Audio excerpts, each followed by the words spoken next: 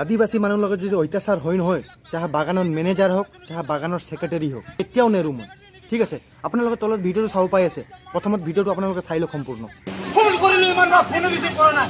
এইজন মানুহৰ মানুহ মাৰা যায়, কি কৰিব লাগিলে কওকচোন আপোনালোকে, কি কৰিব লাগে কওক। এইজন মানুহক চিন্তা কৰিব ছেক্ৰেটাৰী কাটিং মাৰ্কছ মাৰি মাৰ্কছ ছেক্ৰেটাৰী। আপোনালোকে ভিডিঅ'টো চালে এই দাদাজনৰ ঘৰৰ ফেমিলি কোনোবা এজন ৰাতি চিৰিয়াছ আছিলে। তাৰ পিছত দাদাজনে ছেক্ৰেটাৰীক ফোন কৰিলে, বাগানৰ ছেক্ৰেটাৰীক। তাৰপিছত বাগানত থকা মেডিকেল, সেই মেডিকেলত থকা ডক্টৰক ফোন কৰিলে, ডক্টৰৰ ৰেছপন্স নিদিলে। এনেকুৱা ডক্টৰ আমাৰ বাগানত নালাগে, কাৰণ মোৰ নিজৰ বাগানতো তেনেকুৱা ধৰণৰ কেছ আগত হৈ গৈছে।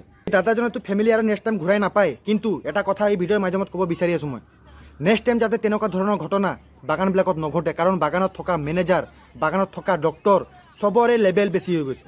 আগতে বহুত ধৰণৰ ঘটনা তেনেকুৱা শুনিবলৈ পাইছোঁ। নেক্সট টাইম যদি তেনেকুৱা আপোনালোকে কৰে, তেনেহ'লে বাগানত থাকিব নোৱাৰিব। চিধা কথা, স্পষ্ট কথা।